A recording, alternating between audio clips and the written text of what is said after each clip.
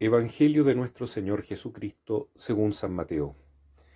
Después que se sació la multitud, Jesús obligó a los discípulos que subieran a la barca y pasaran antes que él a la otra orilla, mientras él despedía a la multitud. Después subió a la montaña para orar a solas, y al atardecer todavía estaba allí solo. La barca ya estaba muy lejos de la costa, sacudida por las olas, porque tenían viento en contra. A la madrugada, Jesús fue hacia ellos, caminando sobre el mar. Los discípulos, al verlo caminar sobre el mar, se asustaron. «Es un fantasma», dijeron, y llenos de temor se pusieron a gritar. Pero Jesús les dijo: «Tranquilícense, soy yo, no teman». Entonces Pedro le respondió: «Señor, si eres tú, mándame ir a tu encuentro sobre el agua». «Ven», le dijo Jesús. Y Pedro, bajando de la barca, comenzó a caminar sobre el agua en dirección a él. Pero, al ver la violencia del viento, tuvo miedo, y como empezaba a hundirse, gritó: «Señor, sálvame». Enseguida Jesús le tendió la mano y lo sostuvo, mientras le decía: «Hombre de poca fe, ¿por qué dudaste?». En cuanto subieron a la barca, el viento se calmó. Los que estaban en ella se postraron ante él, diciendo: «Verdaderamente tú eres el Hijo de Dios». Al llegar a la otra orilla fueron a Genesaret. Cuando la gente del lugar lo reconoció, difundió la noticia por los alrededores, y le llevaban todos los enfermos, rogándole que los dejara tocar tan solo los flecos de su manto, y todos los que lo tocaron quedaron curados. Palabra del Señor.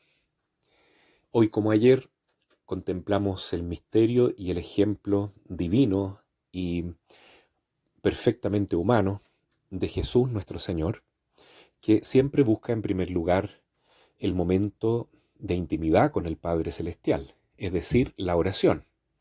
Pero si las circunstancias lo ameritan o lo exigen, Él está siempre dispuesto a ayudar, a entregarse por los demás y a amar al prójimo como a sí mismo, como dice el mandamiento de Dios.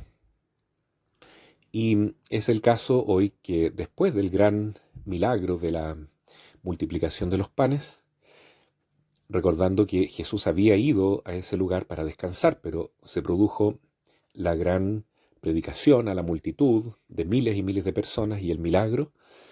Entonces, después de todo esto, Jesús envía a sus discípulos de vuelta al lugar de origen, es decir, por las mediaciones de Cafarnaún, etc., en bote. Y él elige entonces este momento para orar, tal como había dispuesto desde un principio. Se quedó mucho tiempo en oración. Ahí está la fuente del amor, la fuente de la vida espiritual, la fuente de la relación amorosa con Dios. Sin oración, un cristiano nada es, porque solo por medio de la oración podemos dialogar con Dios y experimentar su amor. Dios es amor, y el modo de relacionarnos con Él, de conversar con Él, de tratarlo, de vivir en su presencia, es siempre algún tipo de oración. Pero esta oración contemplativa es la mejor y la más perfecta, como cuando Jesús decía a Marta: «Mira, Marta, te preocupas por muchas cosas, todas importantes y buenas, pero María eligió la mejor parte, no le será quitada», que es simplemente estar a solas con Dios, estar en contemplación, en adoración. Principalmente hoy eso lo vemos en este gran movimiento que está surgiendo de adoración eucarística y en tantos hermanos que están acercándose, atraídos por esta fuerza misteriosa, maravillosa y divina del Santísimo Sacramento. Qué alegría sienten tantos hermanos que inclusive no frecuentaban tantos la iglesia antes, pero que ahora se están dejando conducir y llenar del amor de Cristo Eucarístico expuesto en el Santísimo Sacramento. Jesús contempla a Dios, pero también tiene siempre su mirada puesta en sus hijos espirituales, en la tierra, por tanto, para ser sal y luz del mundo. Y se da cuenta de que sus discípulos están pasando un aprieto muy grande en el lago, puesto que hay una tempestad muy fuerte y la barquita está amenazada con hundirse. Jesús parte, caminando o corriendo tal vez sobre el agua, llega al encuentro de ellos y quedan tan sorprendidos todos que piensan al principio que es un fantasma, y Jesús les anima diciéndoles: no teman, no hay que temer.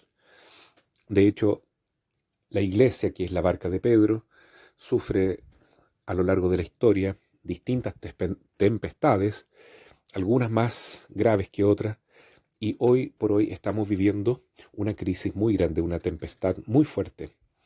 Pareciera que la barca de la iglesia se va a hundir entre las olas tempestuosas del mundo, lleno de antivalores y de tentaciones diabólicas, que se ha introducido como una maleza, inclusive dentro de la misma jerarquía y de muchas formas de ideologías que han ingresado en la propia iglesia, ¿no? Y que se están enseñando muchas veces en los seminarios para gran ruina de la formación sacerdotal, como por ejemplo la teología de la liberación, que es un marxismo encubierto de cristianismo, y la moral de la situación o de la opción fundamental, una moral que no va con la ley natural, que no va con la ley de Dios en el fondo, enseñada por Santo Tomás de Aquino, por Aristóteles, que es la doctrina sana de la Iglesia, sino que es una moral situacional, es decir, que va viendo cada caso en su propio mérito, entre comillas, pero de un modo casuístico, de un modo un tanto relativista, que termina alejándose muchas veces de la ley de Dios por interpretaciones subjetivas.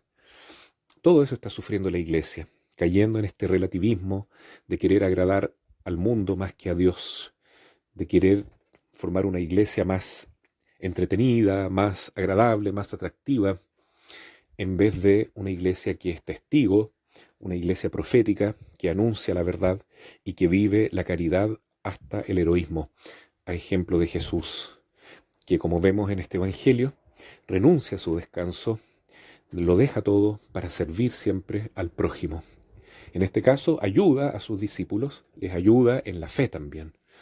Cuando Pedro camina por el agua para imitar a Jesús y se da cuenta de que era un capricho humano más que un acto de fe y empieza a hundirse y a tener miedo y a dudar, Jesús le dice: ¿por qué dudaste? ¿Por qué eres cobarde? Ánimo, ten fe. Y Pedro sabemos que es el primer papa. Esto le puede pasar al jefe de la iglesia, al representante de Cristo en la tierra, a un obispo, a un sacerdote, a un religioso, a una religiosa o a un fiel laico cualquiera. Tener miedo es propio de nuestra condición natural, frágil, débil, manchada por nuestro propio pecado. Pero Jesús nos anima a vencer el miedo, a vivir la confianza, a entregarnos a Él amorosamente y que Él sea nuestra fortaleza. Quien cree, quien ama a Jesús y quien confía en Él plenamente, podrá caminar sobre las aguas, podrá mover montañas, podrá hacer lo mismo que hace Jesús y como Él enseñó, aún cosas mayores. Por eso, la fe es el don que se le da a los que se abandonan en Dios, a los que confían como niños, que son los que adecuadamente pueden vivir ya el reino de los cielos. Entonces vamos a ver en este Santo Evangelio y en cada momento de la vida de Jesús el modelo de nuestra vida. Termina hoy el Evangelio diciendo que al llegar a la orilla de Genezaret, la gente lo reconoció y a pesar del cansancio, de las emociones y todo, Jesús sigue trabajando por ellos, sanando a los enfermos. Algunos tocan los flecos de su manto y quedan curados. Sigamos tocando los flecos del manto de Cristo. Las devociones, los sacramentales, una medalla de San Benito, el agua bendita, el Santo Rosario principalmente, tanto nos ayudan. Si no tenemos acceso directo a los sacramentos, busquemos ese contacto con Jesús a través de los medios que Él mismo ha dispuesto para estar con Él. Así superaremos nuestro miedo, nuestra desconfianza y podremos cada día seguir a Jesús, aunque sea en medio de la tormenta, aunque sea caminando sobre las aguas.